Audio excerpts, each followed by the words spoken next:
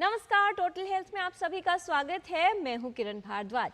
जिसको मिला है समंदर की गहराइयों से ही मिला है, लाजवाब मोती किनारे पर कहाँ मिला करते हैं। कहा जाता है कि समुंदर की जितनी गहराई है उससे अधिक गहराई होती है हमारे मस्तिष्क में, और इसीलिए मस्तिष्क यानी ह्यूमन ब्रेन को एक सुपर कंप्यूटर कहा जाता है, एक ऐसा खजाना कहा जाता है जिसका जितना प्रयोग किया जाए वो उतना ही अधिक बढ़ता जाता है। कई ऐसे कारक हैं जो हमारे मस्तिष्क के स्वास्थ्य को प्रभावित करते हैं।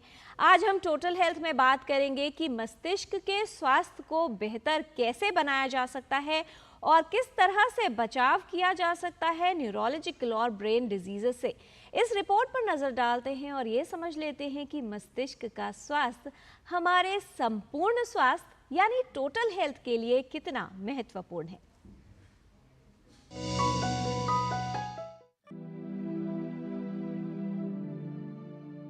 स्वास्थ्य का महत्व सभी के लिए है और स्वास्थ्य ठीक रहे इसके लिए स्वास्थ्य की उचित देखभाल करने की आवश्यकता होती है। जीवन की गुणवत्ता बनी रहे इसके लिए मस्तिष्क का स्वस्थ होना आवश्यक है। मस्तिष्क का स्वास्थ्य संज्ञात्मक, संवेदी, सामाजिक, भावनात्मक, व्यवहारिक और मोटर डोमेन में मस्तिष्क के कामकाज की स्थिति है जो किसी व्यक्ति को बेहतर जीवन प्रदान कर सकती है। जीवन भर अपनी पूरी क्षमता से काम करने में सहायक होती है। जीवन शैली से संबंधित कई कारक हैं जो मस्तिष्क के स्वास्थ्य को प्रभावित करते हैं। मस्तिष्क में कोई रोग हो तो इससे मस्तिष्क का स्वास्थ्य प्रभावित होता है। वहीं यदि जीवन शैली ठीक न हो इससे भी मस्तिष्क संबंधित समस्याओं की संभावना बढ़ जाती है। मानव मस्तिष्क शरीर की हर प्रक्रिया, स्मृति, भावना, विचार, स्पर्श, दृष्टि, श्वास पैटर्न को नियंत्रित करता है। संज्ञात्मक स्वास्थ्य हमारे समग्र स्वास्थ्य के लिए महत्वपूर्ण है। यदि व्यक्ति का मानसिक स्वास्थ्य ठीक न हो या उसका मस्तिष्क प्रभावित हो तो उसके दैनिक जीवन के कार्य प्रभावित होते हैं और उसे कई तरह की जटिलताएं होती हैं। ऐसे में व्यक्ति का जीवन भी प्रभावित होता है और गुणवत्ता भी। आवश्यक है कि मस्तिष्क में किसी रोग के होने पर उसके लक्षणों को लेकर सतर्क रहें जिससे रोग की पहचान जल्द हो सके, साथ ही उसका उपचार किया जाए। जीवन शैली से संबंधित वो कौन से कारक हैं जो मस्तिष्क के स्वास्थ्य के लिए खतरा बन सकते हैं, इसकी जानकारी होना और उनमें बदलाव करना उपयोगी हो सकता है। मस्तिष्क को सक्रिय और क्रियाशील रखने से स्मरण शक्ति बेहतर बनती है और मस्तिष्क का स्वास्थ्य ठीक रहता है। यदि आप जीवन में पूर्ण रूप से स्वस्थ रहना चाहते हैं और ये चाहते हैं कि मस्तिष्क की समस्याएं आपको प्रभावित न करें और उनका खतरा कम हो, तो आज से ही अपने मस्तिष्क को बेहतर बनाने के उपाय करें। मस्तिष्क का बेहतर स्वास्थ्य आपके लिए बेहतर जीवन सुनिश्चित कर सकता है। किरण भारद्वाज, डीडी न्यूज।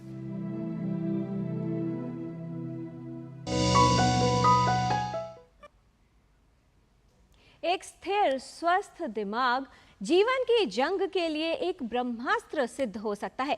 यदि जीवन में इसकी सही उपयोगिता प्राप्त की जाए तो जीवन अपने लक्ष्य तक पहुंच सकता है और जीवन की गुणवत्ता यानी क्वालिटी ऑफ लाइफ भी बेहतर बनी रह सकती है। बहुत से कारक हैं जो खतरा उत्पन्न करते हैं हमारे मस्तिष्क के स्वास्थ्य के लिए। ऐसे में हमें क्या करना है, कैसे करना है बचाव मस्तिष्क की बीमारियों से और कैसे उचित तरीके से अपने मस्तिष्क का सही उपयोग करना है जिससे हमारा जीवन बेहतर बने, ये बताएंगे विशेषज्ञ। इस विषय पर विस्तार से बात करने के लिए हमारे साथ स्टूडियो में उपस्थित है विशेषज्ञों का खास पैनल। उनसे आपका परिचय करा दें। हमारे साथ हैं doctor Rachna Sehgal, professor paediatrics, in charge paediatric neurology division and child development centre from Safdarjung hospital and Vardhman Mahavir medical college.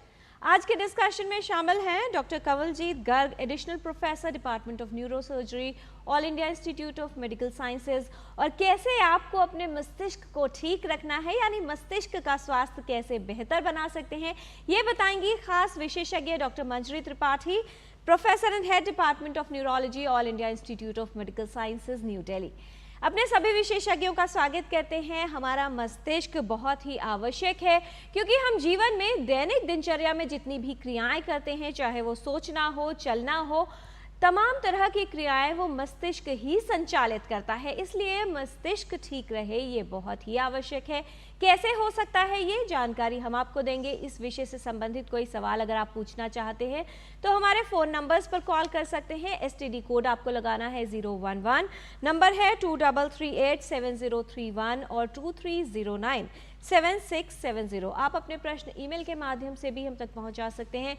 Email address है ddnewstotalhealth@gmail.com। तो आइए जानकारी की शुरुआत करते हैं और ये जान लेते हैं कि हमारा मस्तिष्क एक ऐसा खजाना, एक सुपर कंप्यूटर, उसका स्वास्थ्य कैसे ठीक रखा जाए। डॉक्टर मंजरी त्रिपाठी, सबसे पहले आपसे ये समझना चाहेंगे कि हमारे स्वास्थ्य के लिए कितना महत्व आप मानती हैं मस्तिष्क के स्वस्थ होने का। और ये कहा जाता है कि एक सामान्य व्यक्ति अपने मस्तिष्क यानी ब्रेन का सिर्फ 10% ही प्रयोग करता है। कैसे इसकी उपयोगिता को बढ़ाया जा सकता है? बिल्कुल, देखिए, ये जो हमारा ब्रेन है ये हमारे शरीर का एक बहुत ही महत्वपूर्ण अंग है। और ये जो ब्रेन है ये हमको दिखाई नहीं देता है क्योंकि इसकी रक्षा जो है हमारा जो सर या स्कैल्प कर रहा है, इसके अंदर ये मौजूद है। शरीर के हर अंग को हम देख सकते हैं सिवाय ब्रेन को जो अंदर है। इसमें बहुत सारी, मतलब बोलते हैं 80 मिलियन से भी ज़्यादा कोशिकाएं हैं और हर कोशिका दूसरी कोशिका से कनेक्टेड है। एक जाल जैसा, ये एक नेटवर्क जैसा होता है। इन कोशिकाओं में जिस तीव्रता से गति चलती है न्यूरोनल सिग्नलिंग की, उससे हम पूरी जो हमारी दिन की दिनचर्या है, हमारा सोचना है, समझना है, पढ़ना है, लिखना है, बोलना है, स्थिति को संभालना है, या फिर हाथों से कुछ काम करना है, ये सब ब्रेन जो है ये चलाता है। जी, जो ब्रेन है उसमें बहुत सारी बोलते हैं प्लास्टिसिटी है या लचीलापन है। उस लचीलेपन को कायम करने के लिए या कायम रखने के लिए ये बहुत ज़रूरी है कि हम ब्रेन की हेल्थ को समझें और ब्रेन के लिए कौन सी चीज़ें अच्छी हैं उसको भी समझें। जी, बहुत आवश्यक है कि ये जान लिया जाए कि कौन से वो कारक हैं जो हमारे मस्तिष्क के स्वास्थ्य को प्रभावित करते हैं। डॉक्टर रचना, जब बच्चों की बात आती है तो सभी को लगता है कि अगर मस्तिष्क के स्वास्थ्य की बात आ रही है तो कहीं ना कहीं बढ़ती उम्र से ही इसका रिलेशन होगा। किस तरह से आप मानती हैं महत्व बचपन से, या कहें कि बच्चे शिशु जन्म से पहले से ही मस्तिष्क की देखभाल आरंभ हो जानी चाहिए? आप बिल्कुल ठीक कह रही हैं किरण। इनफैक्ट मैं तो ये कहूँगी कि जो हमारा गर्ल चाइल्ड है यानी बालिका, उसके स्वास्थ्य से ही हमारी शुरुआत हो जाती है, क्योंकि एक बालिका का स्वास्थ्य कम से कम 3 पीढ़ियों को अफेक्ट करता है। उसकी खुद की, उसके आगे वाली और उसके जो ग्रैंड चिल्ड्रन होते हैं उनको भी अफेक्ट करते हैं। तो हमें जो हेल्थ है बालिका अवस्था से ही शुरू करनी है।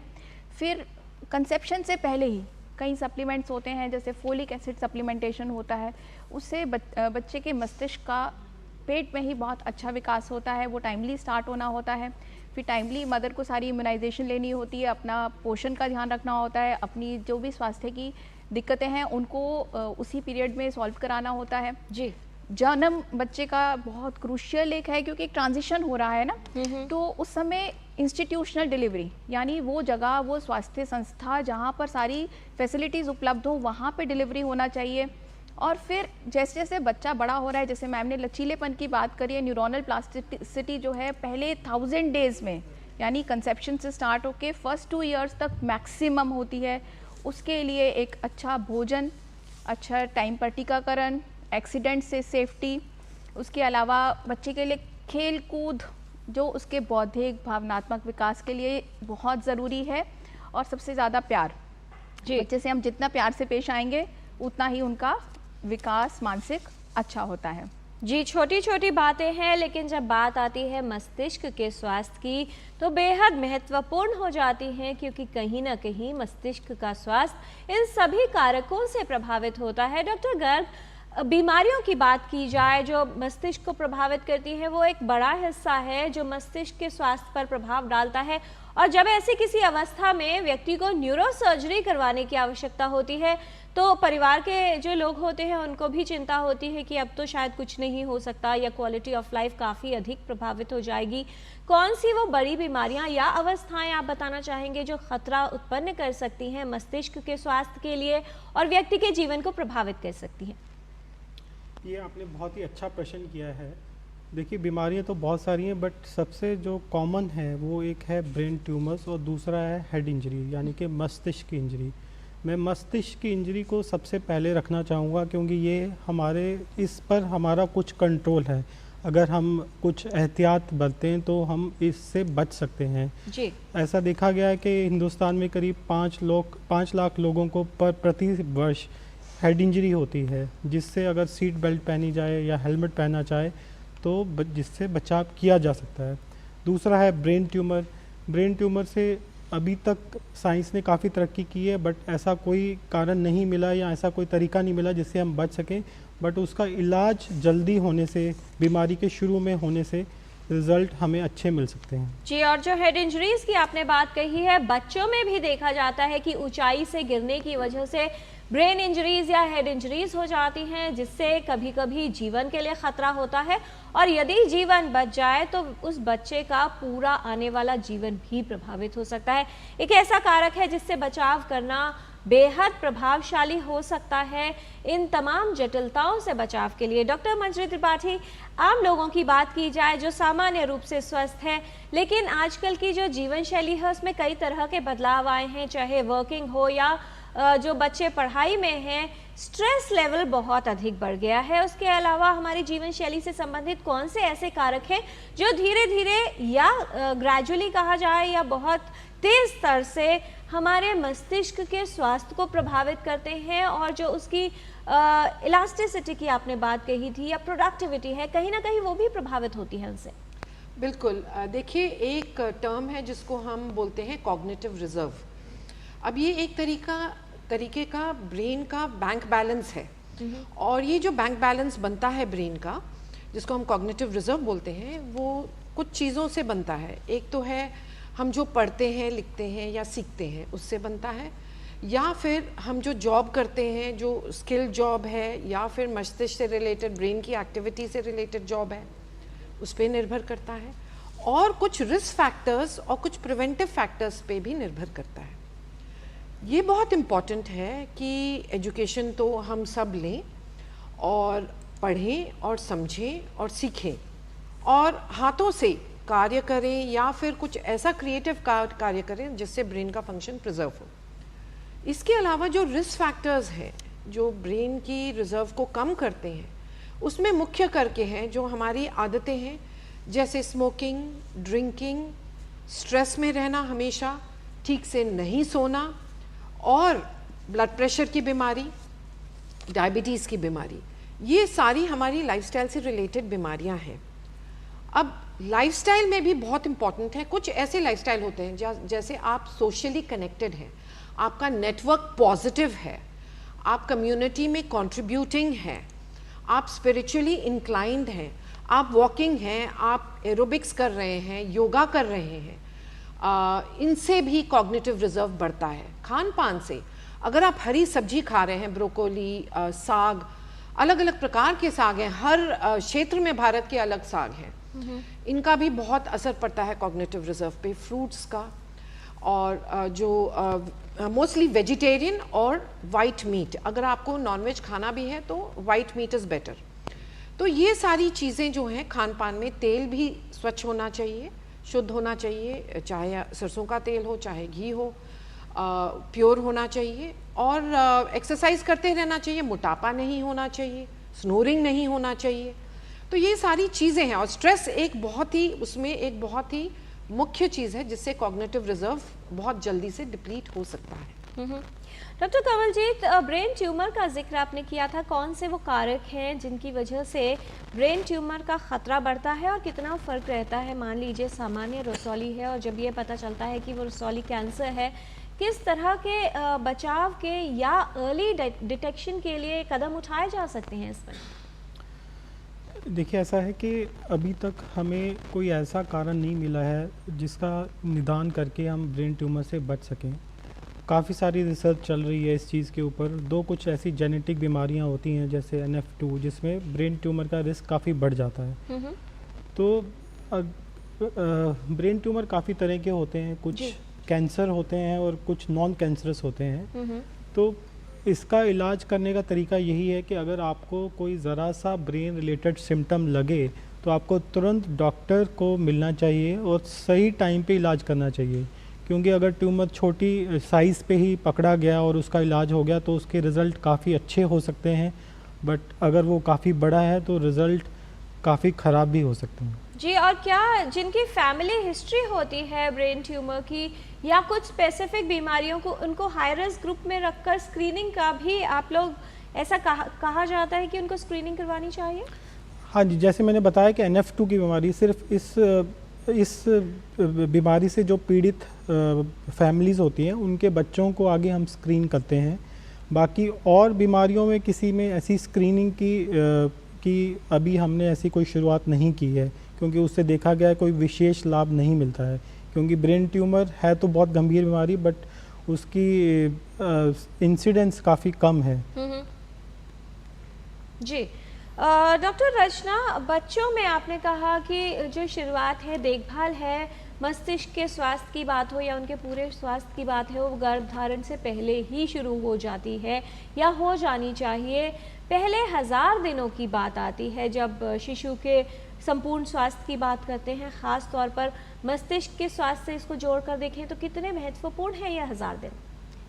एक्चुअली ये 1000 दिन बहुत ज़्यादा ज़रूरी है, क्योंकि इस टाइम पे ब्रेन की एक्चुअल ग्रोथ हो रही है। जैसे आपने भी मेंशन किया था कि हमारे ब्रेन के अंदर अरबों खरबों न्यूरॉन्स हैं या कोशिकाएं हैं, और ये कोशिकाओं का नंबर फर्स्ट 1000 डेज़ में बढ़ रहा है। उनके बीच के कनेक्शंस, जिनको हम साइनेप्सिस कहते हैं, वो भी इसी टाइम पर सुदृढ़ हो रहे हैं। बाद में तो प्रूनिंग शुरू हो जाती है। जो कनेक्शंस बार बार इस्तेमाल होते हैं वो जुड़ जाते हैं, जो नहीं इस्तेमाल हो रहे हैं वो हट जाते हैं।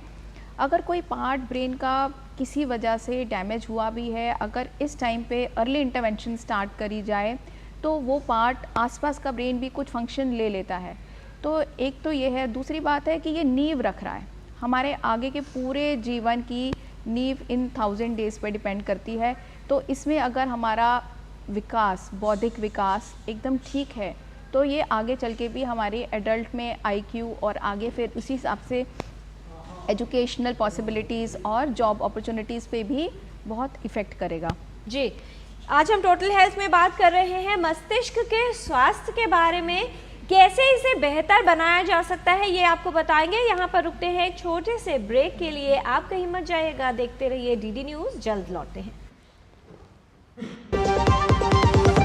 आपके घर के खाने में रेस्टोरेंट जैसा स्वाद ले आए MDH का शाही पनीर मसाला। पनीर को क्या मस्त बना डाला। मैं क्या जी, सब जानते हैं, जहां दिखे मारियो अपना समझ के खा लियो। स्वाद से सबको दीवाना कर दे, दीवाना कर दे। पता का चाय, गजब का स्वाद। बात जब पीढ़ियों के लिए बनने वाले घर की हो तो जिम्मेदारी बड़ी हो जाती है। गैलेंट समझता है ये जिम्मेदारी। अब डबल M रिब्स के साथ गैलेंट एडवांस TMT रीबार, निर्माण का रियल हीरो। ऐसा कौन सा खजाना हाथ में लगा है? खजाना नहीं, मिशन मिल गया है हम सबकी जीत का। भारत में बना आधुनिक कीटनाशक जिसकी बेजोड़ क्वालिटी से मिले फसल की बेहतरीन पैदावार। IIL के ट्रैक्टर ब्रांड का मिशन है तो जीत पक्की। बढ़िया है, प्राकृतिक हल्दी, मिर्ची, धनिया नहीं, मिर्ची, धनिया, हल्दी, MDH।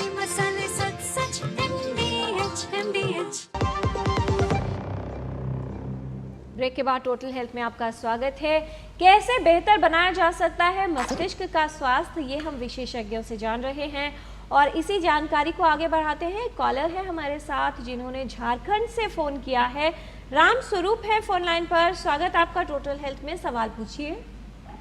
जी, मुझे तनाव बहुत रहती है। इस तनाव के कारण मुझे नींद नहीं आती, तो मुझे अच्छी नींद के लिए क्या उपाय करना होगा? जी, डॉक्टर मंजरी त्रिपाठी, अच्छी नींद के उपाय भी बताएं और साथ ही ये भी ज़रूर बता दें कि स्लीप हाइजीन यानी अच्छी तरह से सोना कितना आवश्यक है मस्तिष्क को स्वस्थ रखने के लिए। बिल्कुल, जो तनाव है वो बेशक हर एक की ज़िंदगी में होता है। थोड़ा बहुत तनाव ज़रूरी होता है उभरने के लिए। जैसे अगर परीक्षा है, थोड़ा बहुत स्ट्रेस होता है तो परीक्षा के लिए हम अच्छे से पढ़ लेते हैं और बिल्कुल ही रिलैक्स्ड हो जाएं तो नहीं पढ़ पाते हैं। पर तनाव के कारण नींद पे असर पड़ता है और जिसको हम बोलते हैं इंसोम्निया, मतलब सोने की कोशिश करते हैं पर नींद नहीं आती है। ये शुरू में हो सकती है या नींद से अक्सर उठने की बात हो सकती है या जल्दी सुबह उठने की भी तरह से हो सकती है, जिसको हम अर्ली मॉर्निंग इंसोम्निया बोलते हैं। अब इंसोम्निया के लिए मेन है कि हम उसके साथ जो फीचर्स हैं, जो स्लीप हाइजीन है, वो हम उसको फॉलो करें। और स्लीप हाइजीन के सर्टेन रूल्स होते हैं, जैसे शाम को 2 बजे के बाद चाय या कॉफ़ी ना पीना, जो बिस्तर है उसको सिर्फ नींद के लिए यूज़ करना और किसी एक्टिविटी, कंप्यूटर, लड़ाई झगड़ा, ताश खेलना, ये सब बिस्तर पे नहीं होना चाहिए। और खाना सोने के 2 या 3 घंटे पहले खाना। उसके अलावा जो नींद का समय है उसके 1 घंटे पहले कोई भी विगरस एक्सरसाइज ना करना या फिर कोई भी डरावनी चीज़ टीवी पे या लड़ाई झगड़े की चीज़ हो जाना या इमोशनल चीज़ हो जाना। और वरी डायरी रखना जिसमें हम अगले दिन मतलब जो हमको चिंता खाए जा रही है उसको हम वरी डायरी में लिख दें और उसको हम लास्ट में लिखें कि हम इसको अब अगले दिन देखेंगे या उसको सॉल्व करेंगे और फिर वो उसको बंद करके सो जाना। तो ये सारा स्लीप हाइजीन करना होता है। अगर इससे भी नहीं होता है तो हमारी जो संस्कृति है उसमें योग निद्रा एक बहुत ही पोटेंट टेक्निक है जिससे नींद जो है वो इम्प्रूव होती है और इंसोम्निया भाग जाता है। ये हमारे खुद के रिसर्च ने दिखाया है। तो योग निद्रा अपने आप की जा सकती है। अगर योग निद्रा नहीं कर पा रहे हैं तो कॉग्निटिव बिहेवियर थेरेपी है जिसके लिए आपको साइकोलॉजिस्ट के पास जाना पड़ेगा, वो करेंगे। लास्ट में अगर फिर भी ठीक नहीं हो रहा है तो दवाइयाँ ली जाती हैं थोड़े समय के लिए, 1 या 2 हफ्ते के लिए। बट बस बदकिस्मती की ये बात है कि हमारे देश में कई लोग जो हैं सिडेटिव्स जैसे डायज़ेपाम वगैरह बहुत लंबे समय तक खा रहे होते हैं और आदत पड़ गई होती है जी। तो इसको अवॉइड करना है जी। बहुत आवश्यक है कि आपकी नींद ठीक हो, इसके लिए काम करना है। कुछ कारक नींद में विघ्न डालते हैं उनको दूर करना है और जो मस्तिष्क है उसका स्वास्थ्य बेहतर रहे, इसके लिए पोषण यानी न्यूट्रिशन का क्या महत्व है ये जान लेते हैं इस रिपोर्ट के माध्यम से। देखते हैं ये रिपोर्ट और समझ लेते हैं कि पोषण कितना आवश्यक है हमारे मस्तिष्क को स्वस्थ रखने के लिए।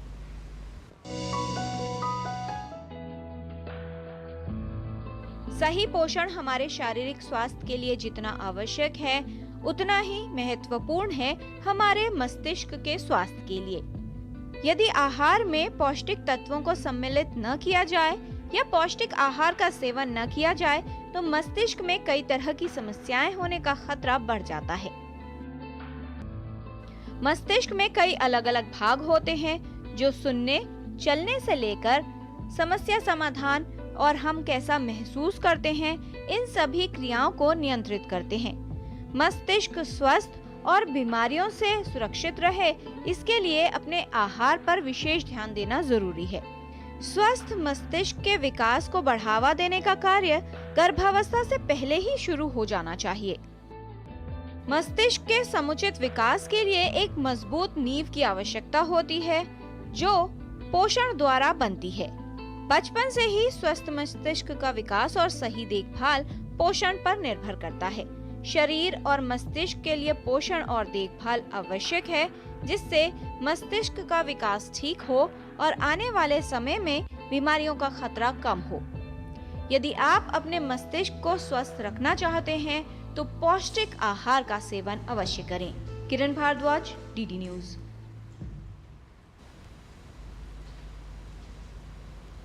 सही पोषण मस्तिष्क के स्वास्थ्य को बेहतर बनाता है, कई तरह के रोगों से बचाव करता है। डॉक्टर रचना, बच्चों की जब बात आती है तो कहा जाता है कि शुरुआत से उन्हें जैसी आदत डालेगी वो जीवन भर चलती है। आजकल बच्चों में फास्ट फूड, जंक फूड खाने की आदत है और अधिकतर माता पिता उनको टेलीविजन या मोबाइल स्क्रीन्स पर कुछ दिखाते हुए, कार्टून्स हो या वीडियो गेम्स हो, वो खेलते हुए ही खाना पसंद करते हैं, किस तरह की आदतों में बदलाव होगा? और जब हम मस्तिष्क के स्वास्थ्य की बात कर रहे हैं, क्या ये एक बड़ा खतरा बन सकती है बच्चे के स्वास्थ्य पर, उसके मस्तिष्क के लिए? एक्चुअली किरण, आपने एक बहुत अच्छा मुद्दा उठाया है और हम इस तरह के बहुत सी प्रॉब्लम्स को आजकल ओपीडीज़ में देख रहे हैं, क्योंकि आजकल सबने जो खाने का टाइम है वो टाई अप कर लिया है गैजेट्स के साथ में। बच्चे खाना खाते हैं, उनके साथ में एक मोबाइल फ़ोन या फिर एक स्क्रीन होती है, उसके साथ में ही वो खाते हैं। जबकि ये रिकमेंडेशंस हैं कि 2 साल से छोटे बच्चे के लिए 0 स्क्रीन टाइम होना चाहिए। 2 से 4 साल के बच्चे के लिए अगर स्क्रीन टाइम हो भी रहा है तो वो आधे घंटे से ज़्यादा नहीं होना चाहिए और उस टाइम पे खाना नहीं खिलाना है। उस टाइम पे माँ बाप को साथ बैठ के उसमें जो भी वो देख रहे हैं, कुछ एजुकेशनल चीज़ें देख रहे हैं, तो वो साथ साथ समझानी है। और उसके बाद भी हफ्ते में 3 दिन से ज़्यादा, 1-1 घंटे से ज़्यादा बच्चों को स्क्रीन टाइम नहीं देना चाहिए। तो अगर ये स्क्रीन टाइम होता है, उस टाइम पे हम खाना खिला रहे हैं, बच्चों के साथ इंटरेक्शन नहीं कर रहे, तो आई कॉन्टैक्ट, जॉइंट अटेंशन, वो चीज़ें इंटरफेयर हो जाती हैं। बच्चे खेल कूद की बजाय स्क्रीन में उलझे रह जाते हैं, तो वो आसपास की चीज़ें नहीं समझ पाते हैं। तो कई बारी ऑटिज़म के केसेस के अंदर भी राइज़ हो रहा है, जिसको आजकल रिसर्च में वर्चुअल ऑटिज़म भी कहा जा रहा है, जो कुछ हद तक स्क्रीन से लिंक हो रहा है।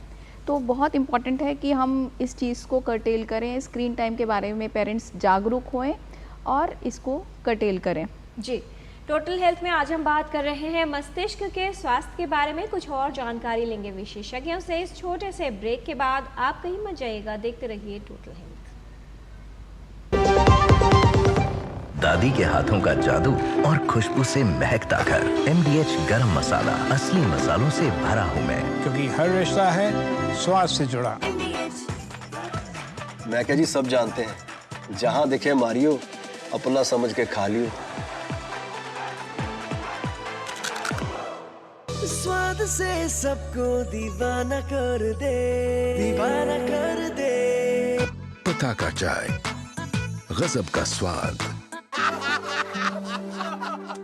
चुटकुला समझ नहीं आया? समझ तो ये नहीं आता कि खेत धान का या खरपतवार का। तो इसमें समझना क्या है दोस्त? ले आओ धान के खरपतवारों का स्पेशलिस्ट ग्रीन लेबल।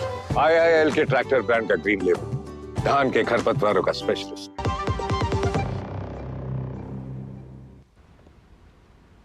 ब्रेक के बाद टोटल हेल्थ में आपका स्वागत है। ब्रेन हेल्थ यानी मस्तिष्क का स्वास्थ्य, ये विषय है आज टोटल हेल्थ में डिस्कशन का। बहुत सारे ईमेल्स हमारे पास आ गए हैं। डॉक्टर कंवलजीत, एक ईमेल है, अमन जी हैं, वो ये पूछना चाह रहे हैं कि पार्किंसन डिजीज़ की जब हम लोग बात करते हैं, इसके कई कारण हो सकते हैं। क्या सर्जरी से इसका पूर्ण इलाज संभव है और क्या इस रोग को जड़ से ख़त्म किया जा सकता है? He is asking, is there a cure for this disease? ये एक बहुत ही अच्छा क्वेश्चन पूछा गया है अमन जी के द्वारा।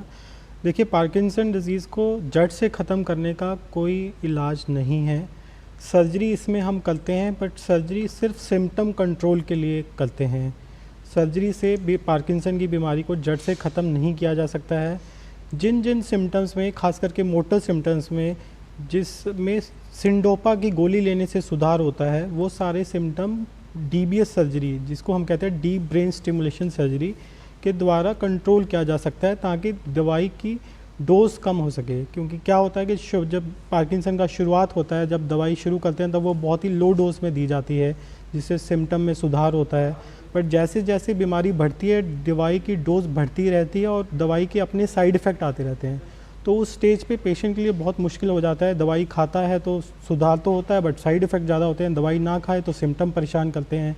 तो ऐसे सिचुएशन में DBS ऑफर किया जा सकता है। जी, डॉक्टर मंजरी त्रिपाठी, 2 और सवाल आए हैं, थोड़े से इंटरेस्टिंग है, क्योंकि हम उन फैक्टर्स की बात कर रहे थे जो मस्तिष्क के स्वास्थ्य को प्रभावित करते हैं। रिया जी हैं, वो ये बोल रही हैं कि इन्हें गुस्सा बहुत अधिक आता है, तो क्या ये माना जाए कि इनके मस्तिष्क का स्वास्थ्य ठीक नहीं है अगर शॉर्ट टेम्पर्ड है? मनोरंजन जी का सवाल ये है कि इन्हें एक सोल्यूशन बताया जाए, इन्हें भी गुस्सा काफ़ी आता है, तो ये जानना चाह रहे हैं कि क्या इसका मतलब ये है कि मेरा जो माइंड है वो मेरे कंट्रोल में नहीं है?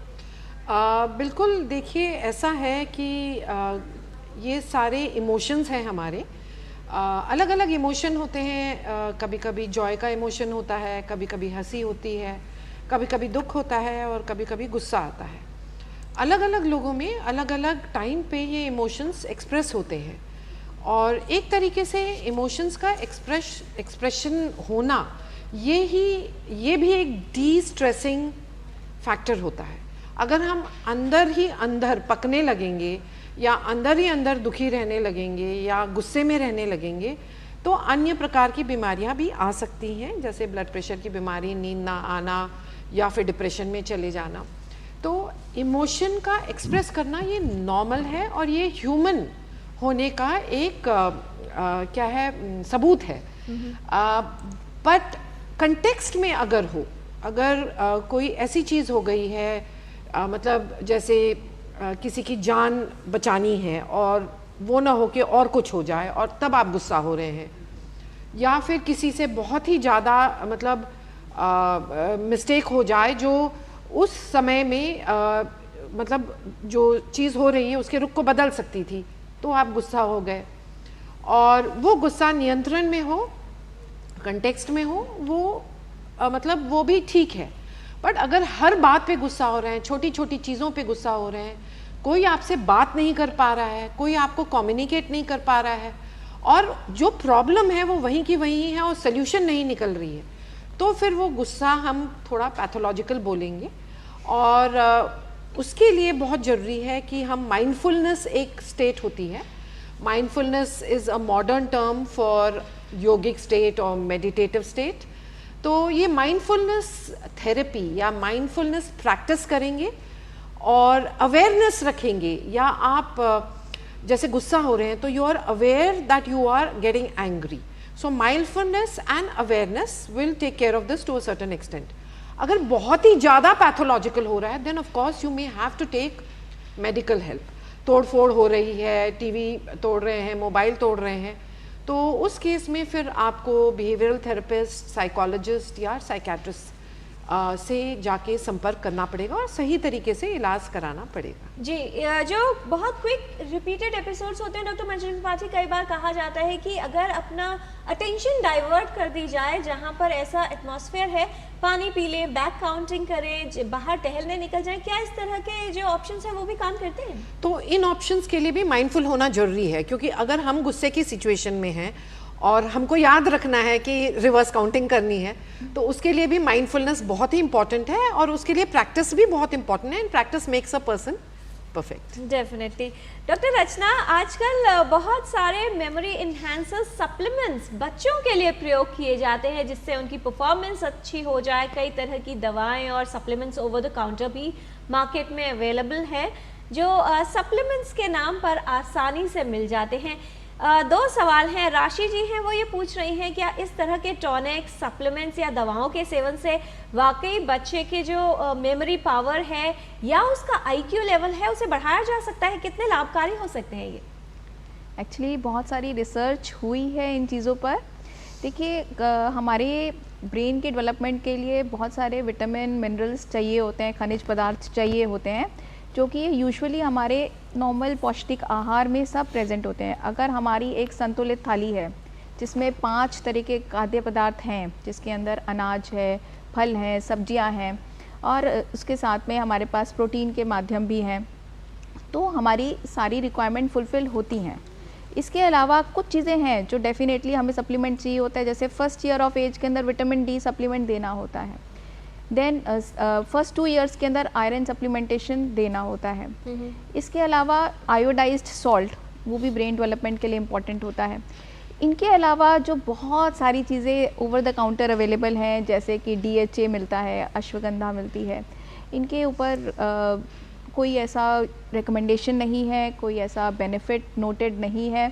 इनफैक्ट बहुत कॉस्टली हो जाते हैं। कई बार पेरेंट्स इंस्टेड ऑफ बच्चे की जब इंटरवेंशन की रिक्वायरमेंट होती है इन चीज़ों में उलझ रह जाते हैं, तो बच्चे का गोल्डन पीरियड जो होता है ब्रेन डेवलपमेंट का वो मिस आउट हो जाता है, तो ये अवॉइड करने चाहिए। जी तो आवश्यक ये है कि संतुलित आहार बच्चे को दिया जाए और अगर कोई न्यूट्रिशनल डेफिशिएंसी है यानी पोषक तत्व की कमी है तो विशेषज्ञ से परामर्श लेकर ही ये तय किया जाएगा, विशेषज्ञ के निर्देश अनुसार ही ये तय किया जाएगा कि बच्चे को किसी तरह के सप्लीमेंट्स की आवश्यकता है या नहीं है और कौन सी दवा या कौन सा सप्लीमेंट बच्चे को देना है। फिलहाल दिल्ली से एक कॉलर है, राजेंद्र जी हैं फोन लाइन पर। स्वागत है आपका, सवाल पूछिए। हाँ, सभी को पहले मेरा नमन बंदन नमस्कार। नमस्कार। हाँ, मेरा पहला प्रश्न है कि जो हम हरी सब्जियां खाते हैं, जैसे पत्ता गोभी खाते हैं, फूल गोभी खाते हैं, तो कुछ कीड़े पाए जाते हैं जी।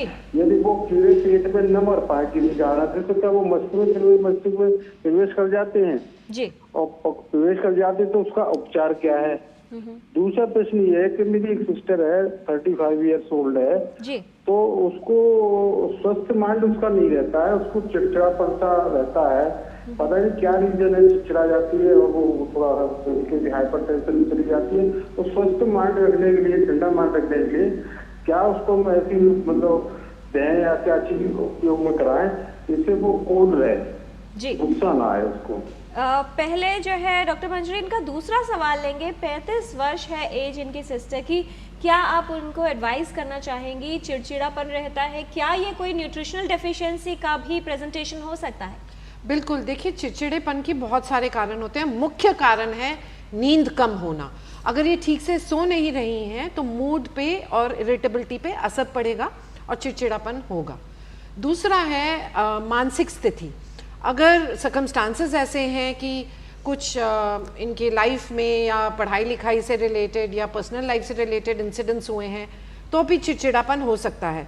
कुछ आशाएं हैं इनकी, कुछ आकांक्षाएं हैं जो पूरी नहीं हो रही है तो भी फ्रस्ट्रेशन से चिड़चिड़ापन हो सकता है। इसके अलावा अगर न्यूट्रिशनल डेफिशिएंसीज हैं, कई ऐसे विटामिन हैं जो पर्टिकुलरली वेजिटेरियंस में डेफिशिएंट होते हैं, जैसे कि विटामिन B12 डेफिशिएंसी, उससे भी चिड़चिड़ापन होता है। और बहुत सारे विटामिन हैं जिनकी कमी से चिड़चिड़ापन हो सकता है। जो ट्रेस एलिमेंट्स होते हैं या जो माइन्यूट क्वांटिटी में हमारे शरीर में रहते हैं, जिनको हम ट्रेस एलिमेंट्स बोलते हैं, सेलेनियम, मैग्नीशियम, ये सभी अगर शरीर में कम हो तो भी चिड़चिड़ापन होता है। तो मेडिकल कारण और भी हैं, जैसे एंडोक्रिनल कारण है, जैसे थायराइड की कोई परेशानी हो तो भी चिड़चिड़ापन होता है, या फिर बेसलाइन पर्सनालिटी ही हो सकता है थोड़ी चिड़चिड़ी हो। तो बहुत सारे कारण हैं। ये बहुत ज़रूरी है कि अगर इनके चिड़चिड़ेपन से पूरे घर को असर हो रहा है और जो घर है वो तहस नहस हो रहा है, कोई इनसे रिलेट नहीं कर पा रहा है, ये किसी से रिलेट नहीं कर पा रही हैं, कोई इनको समझ नहीं पा रहा है और ये उसकी वजह से ना काम कर पा रही हैं ना अपना जीवन चला पा रही हैं, ज़रूरी है कि ये डॉक्टर के पास जाएं और उनकी सलाह लें। जी, और एक जो इनका जो पहला सवाल था डॉक्टर रचना, कि अगर हरी पत्तेदार सब्जियों का सेवन किया जाता है तो क्या जो कीड़े होते हैं, न्यूरोसिस्टिक साइकोसिस की ये शायद जिक्र कर रहे थे, क्या ब्रेन में जाकर कुछ प्रभाव डाल सकता है? जी, तो ये एक बहुत अच्छा सवाल है क्योंकि एक बड़ा प्रिवेंटेबल कारण है। कई बार इससे लॉन्ग टर्म मिर्गी की समस्या भी रहती है जो पूरी तरह से प्रिवेंटेबल है। इसका मतलब ये नहीं है कि हम हरी सब्जियों से डर जाएं, उनको इस्तेमाल ना करें, क्योंकि वो खनिज पदार्थों से लेस होती हैं। हम उनको अच्छी तरीके से धोएं। जो हम सावधानियां ले सकते हैं कि हम एक तो धो रहे हैं उनको अच्छी तरह से, उनको पका के इस्तेमाल कर रहे हैं, और जहाँ हमें डाउट है, जैसे बहुत सारी शादियों पे जाते हैं, वहाँ पे हरी चटनी हर कोई ले रहा होता है, तो वो तो मतलब कुछ गारंटी नहीं है कि वो पत्ते अच्छे से धुले हैं या नहीं धुले हैं। रोड साइड स्टॉल्स पर भी लोग बहुत मजे से हरी चटनी डालकर चाट खाते हैं डॉक्टर रचना जी। तो जहाँ पे भी डाउट है कि ये शायद ठीक से नहीं धुला होगा, जो कच्चा पदार्थ है, चाहे वो सैलेड्स हैं चाहे वो चटनी है, तो वहाँ से वो अवॉइड करें। घर पे आप ये सब चीज़ें इस्तेमाल कर सकते हैं, अच्छे से धोकर और अच्छे से पका के। जी, साफ सफाई का विशेष ध्यान रखना है, और जहाँ तक हो सके अगर आपको ये सैलेड्स खाने हैं तो कोशिश कीजिए कि वो साफ हो, घर पर बने या पके हो। यहाँ पर रुक रहे हैं एक छोटे से ब्रेक के लिए, जल्द लौटते हैं। लाल रंग इसका अपार, तीखा कम है फिर भी स्वाद, बेमिसाल बेमिसाल MDH Kashmiri. MDH Kashmiri. MDH। मैं क्या जी, सब जानते हैं, जहाँ दिखे मारियो, अपना समझ के खा लियो। स्वाद से सबको दीवाना कर दे, दीवाना कर दे। पता का चाय, गजब का स्वाद। ऐसा कौन सा खजाना हाथ में लगा है? खजाना नहीं, मिशन मिल गया है हम सबकी जीत का। भारत में बना आधुनिक कीटनाशक जिसकी बेजोड़ क्वालिटी से मिले फसल की बेहतरीन पैदावार। IIL के ट्रैक्टर ब्रांड का मिशन है तो जीत पक्की। ब्रेक के बाद टोटल हेल्थ में आपका स्वागत है। ब्रेन हेल्थ के बारे में हम बात कर रहे हैं। एक कॉलर है फोन लाइन पर, छत्तीसगढ़ से कॉल किया है गौरव मिश्रा जी ने। स्वागत आपका, सवाल पूछिए गौरव जी, क्या जानना चाह रहे हैं? नमस्ते मैम। जी गुड मॉर्निंग मैडम। ये मेरी बीपी जो है 3-4 साल से लगातार हाई रहती है, 116 और 110 करीब रहता है, लेकिन मैं कोई दवा नहीं ले रहा हूँ। मैं योगा और मेडिटेशन के माध्यम से इसको कम करने का कर रहा हूँ। तो ये मैं जानना चाह रहा हूँ कि क्या इसका हाई बीपी जो इतनी मेरी चल रही है, तो इसका मस्तिष्क पे क्या कोई प्रभाव एकाएक पड़ सकता है? जैसा लोग बता रहे हैं कि एकाएक कोई प्रभाव पड़ सकता है। डॉक्टर कमलजीत, क्या कहना चाहेंगे? इन्हें हाइपरटेंशन है, दवा नहीं ले रहे हैं, ऐसे तमाम लोगों के लिए एक संदेश आपकी तरफ से अवश्य चला जाए, और कितना गंभीर प्रभाव हो सकता है यदि बिना मेडिकेशन के इस तरह से चला जाएगा आगे? नहीं, देखिए, ये काफ़ी गंभीर बीमारी हो सकती है। ब्लड प्रेशर ज़्यादा होने से ब्रेन पे डेफिनेटली असर पड़ता है, और मोस्ट सिवियर कंडीशन में ब्रेन में ब्लीडिंग भी हो सकती है, जिससे पेशेंट अनकॉन्शियस भी हो सकता है। और ब्रेन हैमरेज जिसे कहा जाता है। तो आपको ज़रूर एक डॉक्टर की सलाह लेनी चाहिए, और ज़रूर ये कोशिश करनी चाहिए कि बीपी नॉर्मल रेंज में चलना चाहिए। जी डॉक्टर मंजरी त्रिपाठी, न्यूरोसिस्टिक साइकोसिस का जिक्र आया था, आप कुछ ऐड करना चाह रही थी, और आपसे ये भी ज़रूर जानेंगे यहाँ पर कि मस्तिष्क का स्वास्थ्य ठीक रहे, इसके लिए पाचन तंत्र का ठीक होना कितना आवश्यक है? गट ब्रेन एक्सेस कितना महत्वपूर्ण मानती हैं मस्तिष्क के स्वास्थ्य और समग्र स्वास्थ्य के लिए? बिल्कुल, देखिए, ये जो न्यूरोसिस्टिक साइकोसिस है, ये खान पान की हाइजीन से रिलेटेड है, सिर्फ हरी सब्जियों से नहीं है। कई बार हमारे जो अंतड़ियाँ हैं उसमें ही वर्म्स रहते हैं, जिसको हम टेपवर्म बोलते हैं। तो अगर हम खुले में शौच कर रहे हैं और वही जो शौच का मटेरियल है वो हमारे खाने या पत्तेदार सब्जियों से मिल रहा है, तो ये बीमारी आएगी। और अगर हम हाथ धो नहीं रहे हैं तब भी आएगी। हमने पाया है, न्यूरोलॉजिस्ट आजकल पा रहे हैं कि जब से स्वच्छ भारत अभियान आया है, जिसमें शौचालय प्रयोग के लिए एडवोकेट किया गया है, और उसके अलावा एक और है मास डीवर्मिंग प्रोग्राम आया है, ये जो न्यूरोसिस्टिक साइकोसिस है इसका इंसिडेंस थोड़ा कम हुआ है। इसीलिए पीरियोडिक डीवर्मिंग भी करना बहुत जरूरी है। डॉक्टर मंजरी, इस मौसम में, क्योंकि बरसात के मौसम में बहुत जगह जल भराव भी होता है, और कई जगह ऐसी होती हैं जहां पर ग्राउंड वाटर जो है वो सीवेज वाटर के साथ मिक्सिंग होता है, इस मौसम में ज़्यादा संभावना होगी इस तरह के संक्रमण होने की? ऐसे मौसम में पेट खराब और जो वर्म इन्फेस्टेशन वो ज़्यादा होते हैं। इसीलिए बहुत ज़रूरी है कि हम जो भी पानी पिए उसको या तो फिल्टर का हो, या तो फिर अगर फिल्टर नहीं है उसको एटलीस्ट 5 से 10 मिनट बहुत अच्छे से उबाल के ठंडा करके पिया जाए, ताकि ऐसी बीमारी न हो। जी, और गट ब्रेन एक्सेस हम लोग जानना चाहते हैं, कितना महत्वपूर्ण है पाचन तंत्र को ठीक रखना अगर मस्तिष्क को ठीक रखना है? देखिए, संस्कृत में एक श्लोक है, we are what we eat, हम वो हैं जो हम खाते हैं। और इसके लिए बहुत ज़रूरी है, जैसे डॉक्टर रचना ने बोला, एक बैलेंस्ड फूड या बैलेंस्ड मील प्लान होने के लिए बहुत ज़रूरी है। हर जो खाद्य पदार्थ हमारी थाली में है, जैसे जो हमारी इंडियन ट्रेडिशनल डाइट है, उसका एक बहुत महत्वपूर्ण रोल है।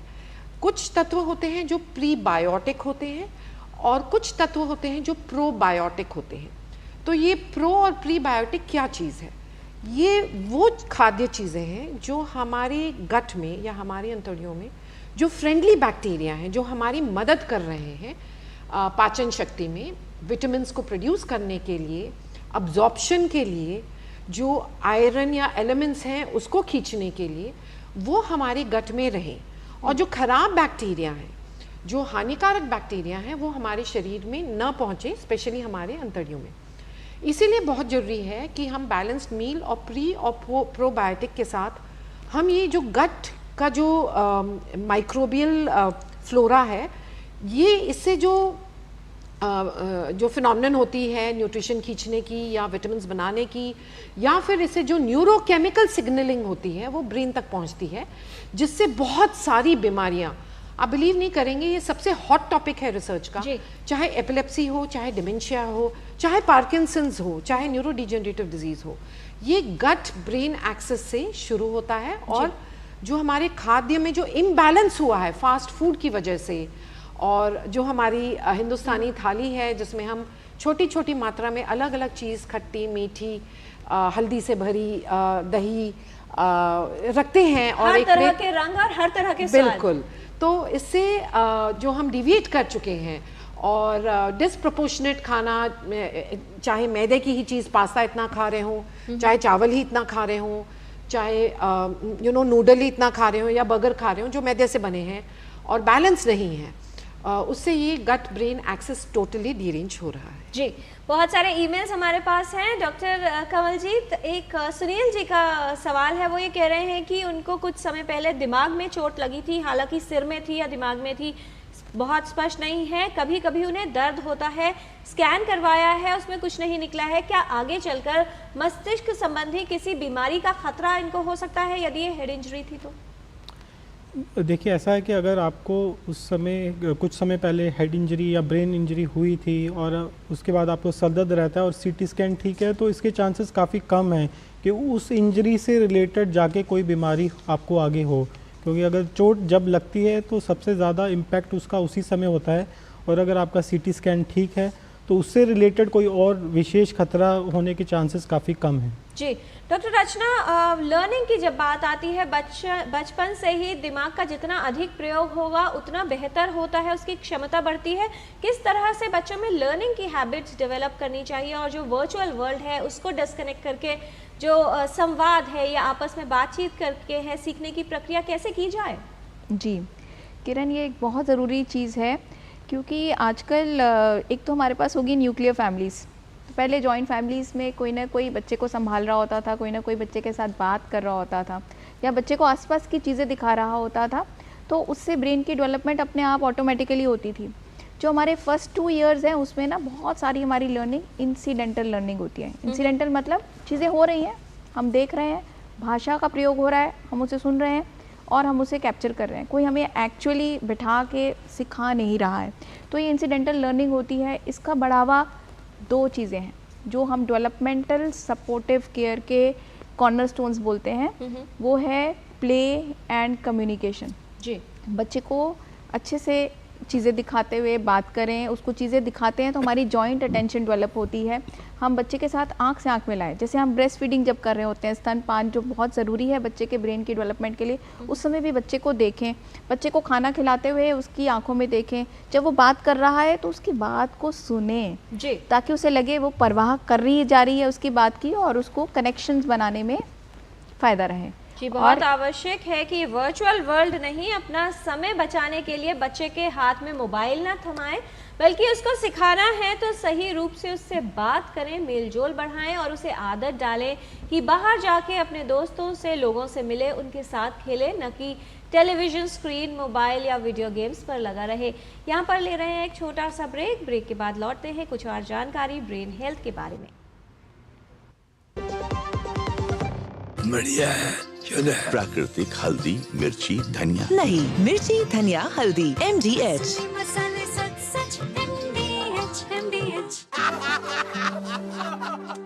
चुटकुला समझ नहीं आया? समझ तो ये नहीं आता कि खेत धान का या खरपतवार का। तो इसमें समझना क्या है दोस्त? ले आओ धान के खरपतवारों का स्पेशलिस्ट ग्रीन लेबल।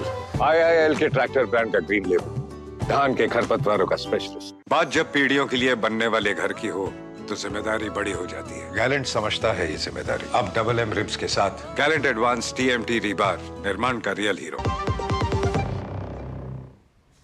ब्रेक के बाद टोटल हेल्थ में आपका स्वागत है। हम बात कर रहे हैं मस्तिष्क के स्वास्थ्य को बेहतर बनाने के बारे में। विशेषज्ञों का खास पैनल हमारे साथ हैं, doctor Rachna Sehgal, doctor Kanwaljit Garg, doctor मंजरी त्रिपाठी हमें बता रहे हैं कि अपने मस्तिष्क का स्वास्थ्य बेहतर कैसे रखना है। जानकारी को और बढ़ाते हैं, कुछ और भ्रमों को दूर करते हैं रैपिड फायर क्वेश्चन राउंड के माध्यम से। छोटे सवाल और बहुत छोटे जवाब। पहला सवाल डॉक्टर रचना आपसे। बहुत से लोग मानते हैं कि मस्तिष्क को जितना आराम देंगे मस्तिष्क उतना ही स्वस्थ बनेगा। जी नहीं जितना हम ब्रेन को यूज़ करते हैं उतनी ही उसकी डेवलपमेंट होती है, इसलिए हमें ब्रेन को एंगेज रखना चाहिए, चाहे वो मेंटल एक्सरसाइजेस हों। राइट। डॉक्टर गर्ग, क्या सिर्फ जिन लोगों के फैमिली हिस्ट्री है किसी तरह की न्यूरोलॉजिकल या ब्रेन डिजीज की, उन्हें ही अपने मस्तिष्क के स्वास्थ्य को लेकर सतर्क रहने की आवश्यकता है? नहीं, ये बिल्कुल गलत धारणा है। दिमाग की बीमारी किसी भी मरीज़ को किसी को भी हो सकती है। सो अगर कोई भी छोटा से छोटा सिम्टम हो उसको इग्नोर मत करें, उसको डॉक्टर को दिखाएं। डॉक्टर मंजरी त्रिपाठी, बहुत से लोग ये कहते हैं कि जिनका लेफ्ट ब्रेन ज़्यादा एक्टिवेट है वो एनालिटिकल या लॉजिकल होते हैं, और जिनका राइट साइड ज़्यादा एक्टिवेटेड है वो क्रिएटिव होते हैं। क्या कहना चाहेंगे? बिल्कुल, ये बहुत सही कहा आपने। और पाया गया है कि औरतों में क्रिएटिव ब्रेन ज़्यादा एक्टिव होता है और मेन में लॉजिकल ब्रेन ज़्यादा होता है, पर औरतों में कनेक्शंस बहुत होते हैं राइट और लेफ्ट ब्रेन में, जो मेल्स में नहीं है। चलिए, बहुत से महिलाओं को खुशी होगी ये सुनकर। डॉक्टर रचना, क्या ब्रेन का साइज कितना है ये इंटेलिजेंस को इफेक्ट करता है? कुछ हद तक ये बात सही है, क्योंकि अगर ब्रेन का साइज़ छोटा है तो उस समय थोड़ा माइक्रोसेफली में ब्रेन का डेवलपमेंट कम होता है, और कई बार ज़्यादा बड़ा भी ठीक नहीं होता है, उसमें प्रूनिंग कम हुई होती है। Doctor Garg, head spine injuries कितना बड़ा खतरा है मस्तिष्क के स्वास्थ्य के लिए? ये हेड इंजरी और स्पाइन इंजरी को हम आजकल साइलेंट एपिडेमिक का नाम देते हैं। साइलेंट एपिडेमिक मतलब कि कोई ट्यूमर होता है, हर कोई उसकी तरफ देखता है कि ट्यूमर हो गया, बट हेड इंजरी जो कि कम्प्लीटली प्रिवेंटेबल है उसको हम इग्नोर कर देते हैं, और हेड इंजरी से पूरा जीवन नष्ट भी हो सकता है। जी डॉक्टर मंजरी त्रिपाठी, क्या धूम्रपान करने से या शराब का सेवन करने से मस्तिष्क की कोशिकाएं नष्ट हो जाती हैं? बिल्कुल, ये सही है। दोनों ब्रेन के टॉक्सिन्स हैं और इनका सेवन बिल्कुल नहीं करना चाहिए।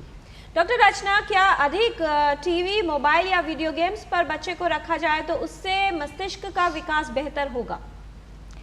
नहीं, बहुत ज़्यादा एक्सेसिव तो अति तो हर चीज़ की बुरी होती है, तो एक्सेसिव नहीं, लेकिन एक एज के बाद में, क्योंकि अब ये नेसेसरी इविल भी हो गया है, 4 to 6 ईयर्स की एज के बाद में कुछ हद तक एजुकेशनल गेम्स से जो कि सुपरविजन में हो तो बच्चे के मस्तिष्क में हम साथ में सहायता ले सकते हैं। जी डॉक्टर गर्ग, इनमें से क्या मस्तिष्क के स्वास्थ्य के लिए खतरा साबित हो सकता है? पार्किंसन रोग, ब्रेन हैमरेज या मस्तिष्क की रसौली यानी ब्रेन ट्यूमर? इन तीनों के अपने अपने कारण है, तो कोई ऐसा स्पेसिफिक रीज़न अगर बताना हो तो ब्रेन हेमरेज है, जिसके लिए हाइपरटेंशन यानी कि ब्लड प्रेशर ज़्यादा होना है, उसको कंट्रोल करने से उससे हम बच सकते हैं। डॉक्टर मंजरी, क्या कोई व्यक्ति अपने IQ लेवल को बढ़ा सकता है? बिल्कुल, निरंतर सीखने से, कोई नई चीज़ सीखने से और ब्रेन को चैलेंज करने से और क्रिएटिव आर्ट्स, स्पोर्ट्स, जो सेफ स्पोर्ट्स हैं वो खेलने से IQ लेवल बढ़ सकती है। डॉक्टर रचना, मेमोरी एनहांसर्स बच्चों के लिए काफ़ी प्रयोग किए जाते हैं, क्या ये अपनी मेमोरी को बढ़ाने का एक अच्छा विकल्प है? एक्चुअली दवाइयों से नहीं, जैसे मैम भी बोल रही हैं, तो बहुत सारी जो स्ट्रैटेजीज़ होती हैं, मेमोरी एनहांसिंग की स्ट्रैटेजीज़ होती हैं, जैसे कि हम निमोनिक्स यूज़ कर सकते हैं, रेपिटेशन कर सकते हैं, बार बार प्रैक्टिस कर सकते हैं, उन चीज़ों से मेमोरी बूस्ट करी जा सकती है, दवाइयों से नहीं। डॉक्टर कमलजीत, क्या ब्रेन सर्जरी होने के बाद व्यक्ति की ब्रेन हेल्थ में कमी आती है, वो प्रभावित होती है? देखिए, ब्रेन सर्जरी काफ़ी टाइप्स की होती है, ये सर्जरी के ऊपर डिपेंड करेगा, बट आजकल सर्जरीज काफ़ी सेफ़ हो गई हैं, तो ऐसा ज़रूरी नहीं है कि अगर ब्रेन की सर्जरी होगी उससे ब्रेन हेल्थ में काफ़ी गिरावट आएगी। जी डॉक्टर मंजरी त्रिपाठी, स्पिटिंग यानी थूकना क्या मस्तिष्क के स्वास्थ्य को किसी तरह से प्रभावित कर सकता है? बिल्कुल, देखिए, स्पिटिंग के बारे में लोग जो हेल्थ इश्यूज़ हैं वो नहीं समझ रहे हैं। हमने देखा कोविड में स्पिटिंग तो बिल्कुल मना थी, फिर भी लोग मास्क उतार के स्पिट करते थे। तो स्पिटिंग से कौन कौन सी बीमारियां हैं जो ब्रेन में प्रवेश कर सकती हैं? टीबी की बीमारी, वायरल इन्फेक्शंस, निमोनियाज, टाइफॉइड, ये सारी जो थूक में कीटाणु निकल रहे हैं ये हमारे शरीर में और ब्रेन में प्रवेश कर सकते हैं। और स्पिटिंग जो प्रैक्टिस है वो बिल्कुल छोड़नी पड़ेगी, जो हमारे देश में बहुत प्रचलित है, चाहे पान खा के स्पिटिंग कर रहे हो, चाहे ऐसे वैसे यहाँ वहाँ थूक रहे हो, क्योंकि बहुत आसान तरीका है संक्रमण एक व्यक्ति से दूसरे व्यक्ति के शरीर में पहुँचाने का। डॉक्टर रचना, क्या क्लासिकल म्यूजिक सुनना या ओम चैंट करना, मंत्रों का उच्चारण करना या सुनना हमारे मस्तिष्क के लिए अच्छा हो सकता है? जी, एक्चुअली इसमें रिसर्च भी काफ़ी हो रखी है। ओम चैंटिंग, गायत्री मंत्र चैंटिंग और भी तरह के मंत्रों की चैंटिंग से माइंडफुलनेस पर अच्छा प्रभाव देखा गया है और उससे बौद्धिक विकास के ऊपर भी अच्छा प्रभाव देखा गया है। जी एक सवाल है, पप्पी का है। ये जानना चाह रहे हैं कि बच्चों को रात में झटके लगते हैं, डॉक्टर रचना क्या करना चाहिए इन्हें? एक वाक्य में आप जो भी कहना चाहें। अच्छा, अगर झटके लगते हैं तो अच्छा होगा कि वो एक वीडियो बना लें। अगर सिर्फ चौंकना है तो कई बार वो नॉर्मल होता है, लेकिन कई दौरे नींद के टाइम पर प्रेसिपिटेट होते हैं, तो ये उसकी प्रॉपरली कैसे हो रहा है उस पर इलाज निर्भर करेगा। और विशेषज्ञ को दिखाएंगे तो इससे बेहतर क्या किया जाना चाहिए वो भी पता चल सकता है। एक वाक्य में क्या संदेश देना चाहेंगे डॉक्टर रचना? जी, तो मैं यही कहूँगी कि स्वस्थ मस्तिष्क स्वस्थ शरीर में निवास करता है, इस चीज़ को हम याद रखें।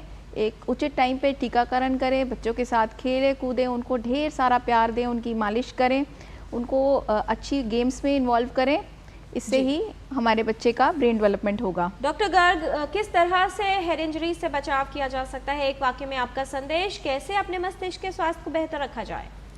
देखिए, हेड इंजरी से बचने का तरीका बहुत आसान है। सीट बेल्ट पहने, हेलमेट पहने, गाड़ी या स्कूटर जो भी चला रहे हैं बहुत ध्यान से चलाइए।